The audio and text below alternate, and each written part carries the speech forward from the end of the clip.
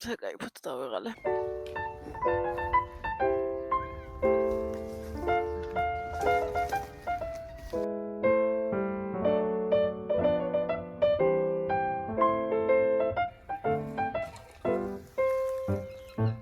უკვე დიდი ხანია დედაჩემი სოფლის სახლს ეძებს მთელი ოჯახისთვის. რადგან ოჯახში ბევრი ბავშვია, რთული იყო, ამიტომ ცოტა დიდი სახლის მოძებნა იმ ფასში, რა ფასშიც ეძებდა დედაჩემი. ხედა ერთ მშვენიერ დღეს მარტის თვეში გამოჩნდა სახლი, სადაც ახლა ჩვენ ვიმყოფებით.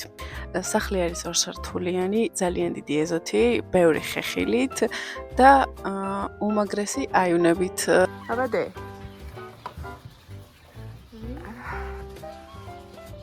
ავარჩეს გადაც. ისე? აი, წერ ხედავ. ამ ხედავიქნე. ხედავიქნე. უნდა დავალაგოთ. რაც ჩამოვედით იმის მერე დედაჩემს ნერვები შეუჭამე და გამამწესა ზედმეტი ბალახის დასალაგებლად. თავარია არ დაგვეზაროს. ეს ადგილი დაიმახსოვრეთ. სულ ცოტა ხანში ეს ყველაფერი აღარ იქნება.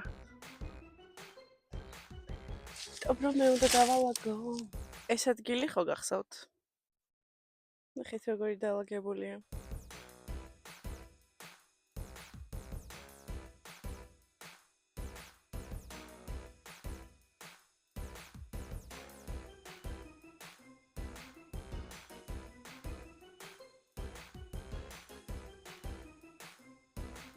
ვალაგეთ იქით უკვე დაალაგებულია ბოლომდე არა, იმიტომ რომ მოსაფოცხეა ეზო.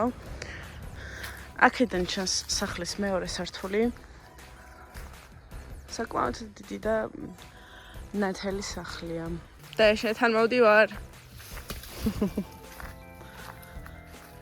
და მომეხმარო? არა. ეზოში თონე მაქვს ხალხო. თონე.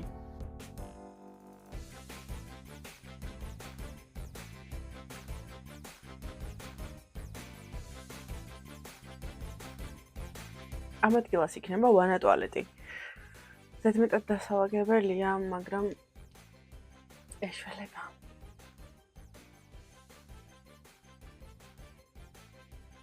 პატარა ატამიც იზრდება. უკვე ყვავილობს.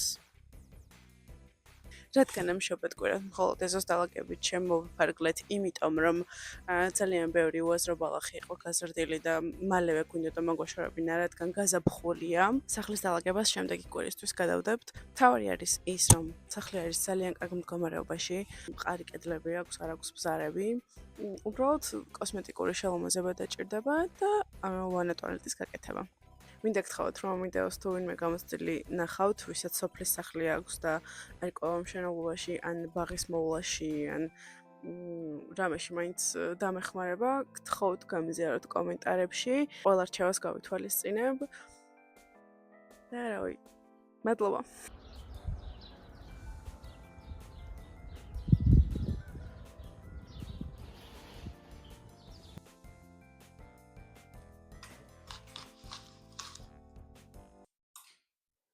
დედა!